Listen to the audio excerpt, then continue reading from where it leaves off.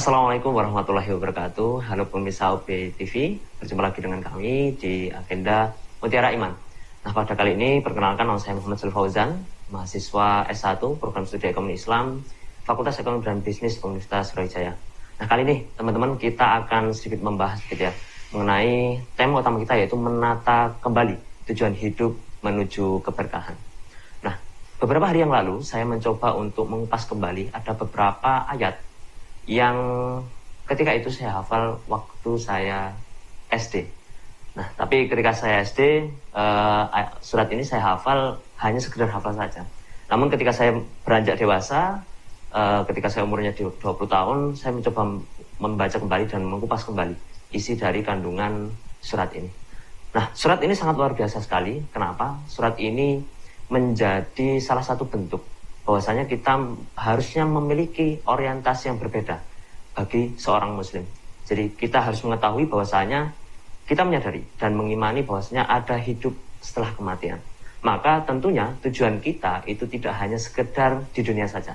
Alhasil apa-apa yang kita upayakan saat kita berada di dunia tentunya harus bertujuan dan menuju kepada hari setelah kita meninggal. Nah, dalam ikhtiar dan meningkatkan keimanan dan ketakwaan kita, maka mari sama-sama kita mempelajari dan mendalami intisari dari Quran surat An-Naba dari ayat 1 hingga yang terakhir. Kenapa kita harus meyakini dan kita mengupas kembali surat ini?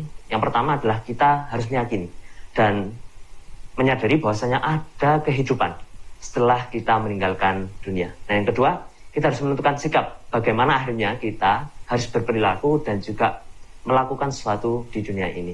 Karena kita menyadari bahwasanya akhir di dunia tidak hanya saat mati, tapi ada hidup setelah kematian. Surat ini menarik.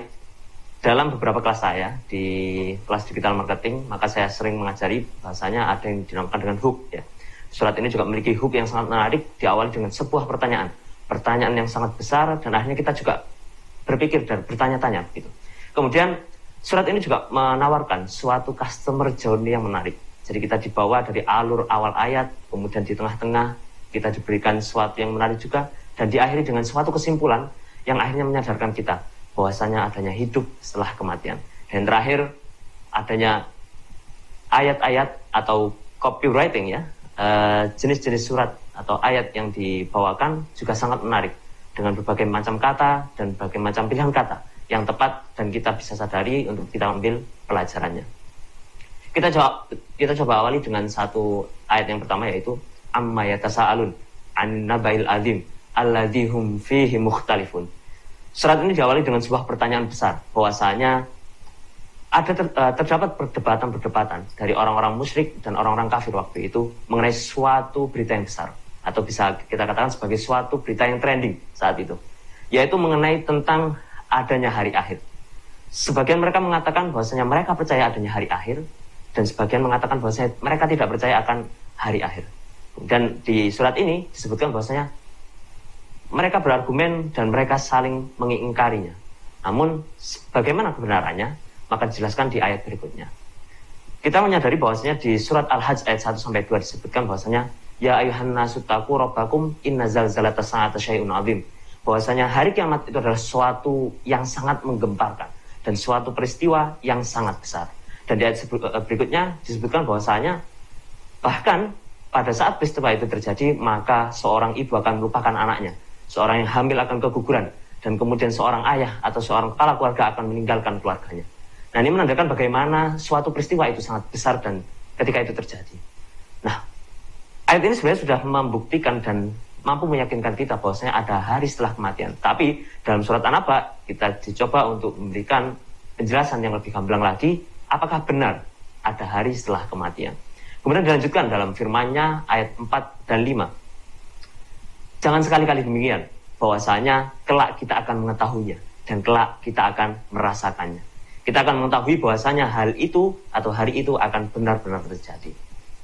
Nah, setelah ayat ini, setelah ayat 4 dan 5 dilanjutkan dengan firman dari ayat 6 sampai 16. 6 sampai 16 membuktikan bahwasanya ada kebesaran Allah yang sudah kita rasakan setiap harinya. Merasakan kekuasaan Allah setiap harinya, dan ini bisa kita rasakan dan kita pahami bersama-sama. Mari kita lihat dan kita lanjutkan di seksi kedua.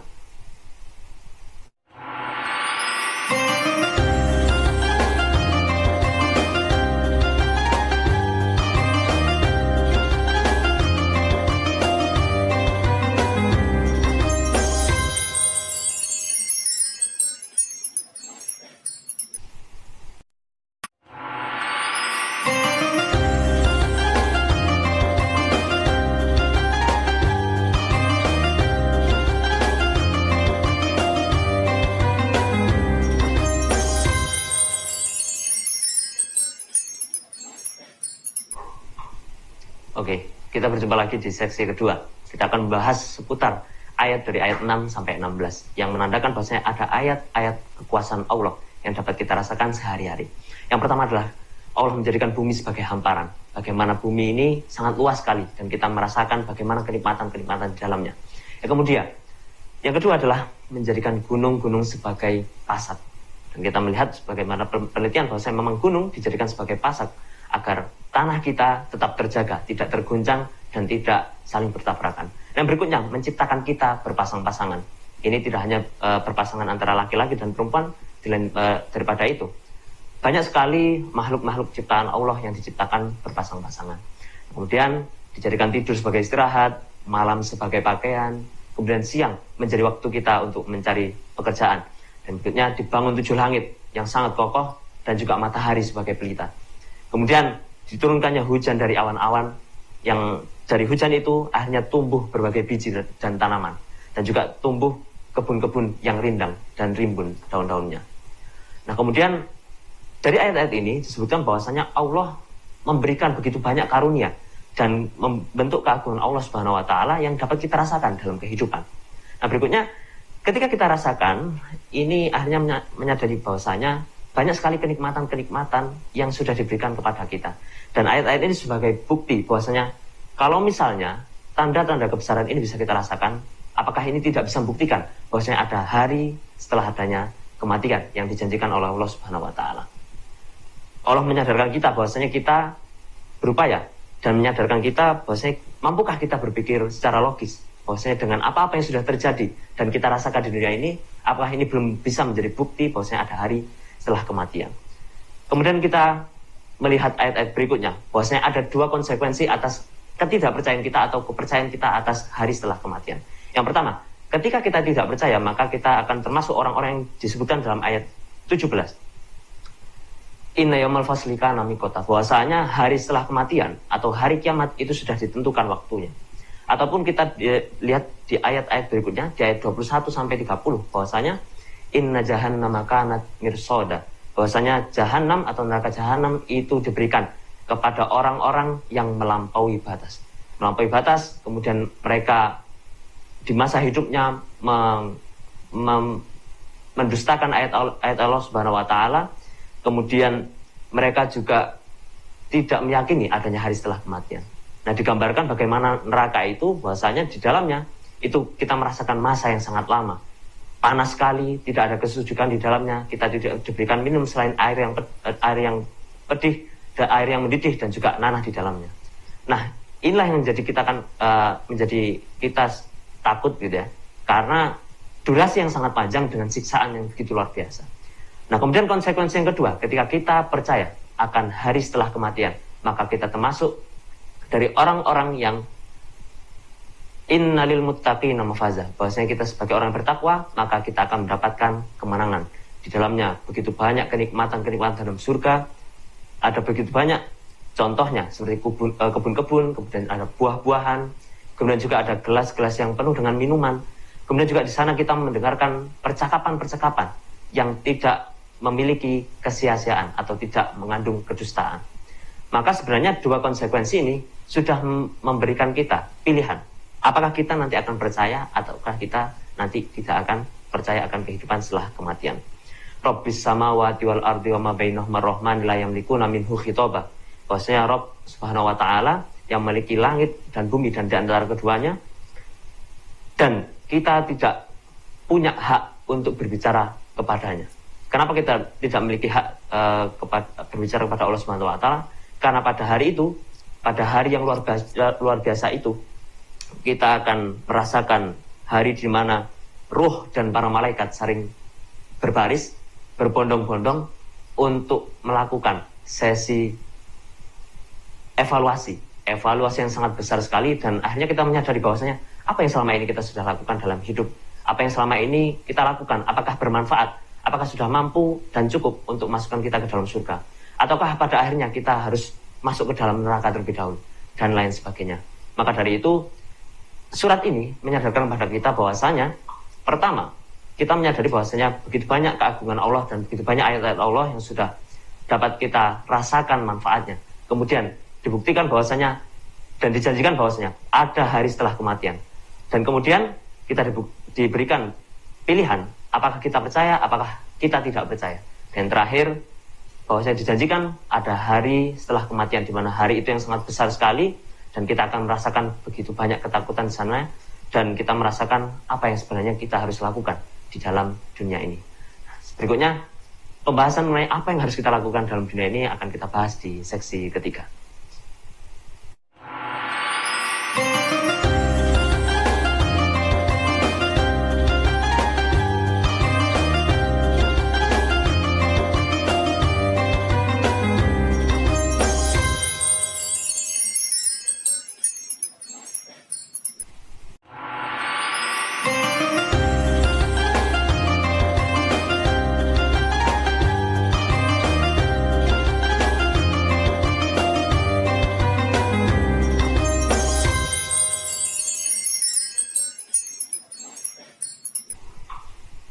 Oke, teman-teman, berjumpa lagi kita di seksi ketiga.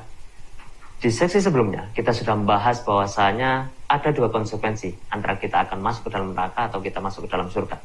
Maka, ketika saya mencoba untuk mendalami ayat ini, maka saya merasakan bahwasanya bagaimana kenikmatan di surga itu.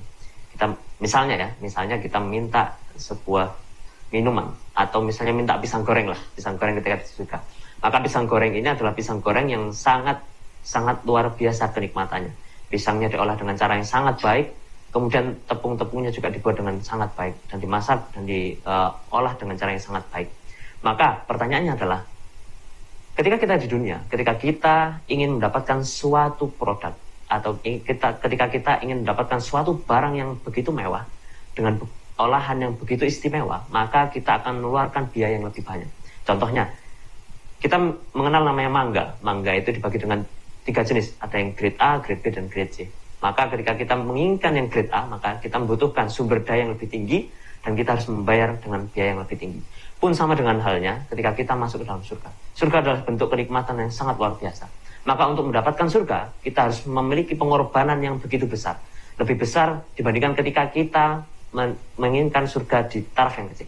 Karena surga itu ada tingkatannya, ada tingkatan 1, 2, dan seterusnya. Maka ketika kita menginginkan surga yang berada di tingkatan yang paling tinggi, maka kita juga membutuhkan pengorbanan dan biaya yang paling tinggi. Maka ini menjadi bukti bahwasanya menyadarkan kita kalau misalnya surga itu membutuhkan pengorbanan yang sangat luar biasa, maka pertanyaannya adalah, apakah aktivitas kita di dunia itu sudah cukup untuk membawa kita ke dalam surga? Maka kalau misalnya ada banyak ulama yang mengatakan bahwasanya ketika mereka meninggal, mereka menyadari bahwasanya amal-amalnya itu tidak cukup untuk menjadikan mereka masuk ke dalam surga. Nah, ini menjadi introspeksi bagi diri kita sendiri bahwasanya apakah yang sudah kita lakukan ini sudah cukup untuk masukkan kita dalam surga. Maka yang perlu kita lakukan adalah, teman-teman sekalian, kita perlu menyadari bahwasanya apa yang kita lakukan di dunia tidak hanya cukup untuk di dunia saja. Maka orientasi setiap aktivitas kita, maka jadikan itu sebagai sebuah ibadah. Ibadah inilah yang akhirnya menjadikan nilai lebih bagi kita agar kita bisa memiliki portofolio untuk bisa masuk ke dalam surga. Meskipun nanti pada akhirnya itu adalah bentuk dari hak prerogatif Allah, apakah kita masuk ke dalam surga atau neraka. Tapi artinya setiap aktivitas kita, maka cobalah untuk menjadikannya menjadi suatu ibadah. Ada 2 jenis manusia dalam dunia ini. Ada seseorang yang membentuk sejarahnya dengan merangkak dan membentuk sejarahnya dengan melompat. Orang-orang yang membentuk sejarahnya dengan merangkak adalah orang-orang yang melakukan aktivitas sesuatu dengan setengah-setengah, dengan biasa-biasa saja. Dan orang yang membangun sejarahnya dengan cara melompat adalah orang-orang yang mencoba untuk melewati batas dirinya, orang-orang yang mencoba untuk melewati potensi dirinya untuk menjadikan kebermanfaatan. Maka kebermanfaatan inilah yang harusnya menjadi tolak ukur bagi kita, apakah amalan kita bisa bernilai atau tidaknya. Maka setiap prestasi-prestasi yang kita dapatkan atau setiap suatu pencapaian yang kita dapatkan, maka ini tidak serta-merta memberikan kita suatu kewibawaan atau suatu kelebihan. Tapi di lain daripada itu, setiap kelebihan-kelebihan yang kita miliki, maka di situ kita juga memiliki tanggung jawab. Tanggung jawab untuk apa? Tanggung jawab untuk memberikan kebermanfaatan bagi orang lain. Karena kebermanfaatan inilah yang akhirnya bernilai sebagai pahala, dan pahala inilah yang nantinya akan dibawa hingga kita mati. Ketika kita meyakini bahwasanya ada hidup setelah kematian, maka kita juga meyakini bahwasanya setiap amal-amal yang kita lakukan di dunia jangan hanya berhenti di dunia saja, tapi kita juga bisa menjadikan amal-amal ini tadi menjadi amal-amal yang terus terpupuk kemudian memberikan kebermanfaatan bagi orang lain, dan juga akhirnya ini menjadi bekal bagi kita ketika menghadapi hari setelah kematian. Maka teman-teman sekalian, jangan hanya berhenti bahwasanya hidup di dunia, hidup yang setengah-setengah saja. Kita hanya hidup sekedar makan, kemudian tidur dan sebagainya. Tapi kita menjadikan bahwasanya hidup di dunia sebagai sarana kita untuk mencari bekal. Mencari bekal untuk apa? Mencari bekal bahwasanya ada hidup setelah kematian. Ketika ada hidup setelah kematian, maka kita harus mencari bekal yang sangat cukup untuk kita mendapatkan surga. Surga yang kita inginkan adalah surga Firdaus. Maka kita cari surga paling tertinggi dengan cara-cara apa? Dengan cara-cara kebermanfaatan, cara-cara kebaikan, dan memberikan kebermanfaatan bagi orang-orang di sekitar kita.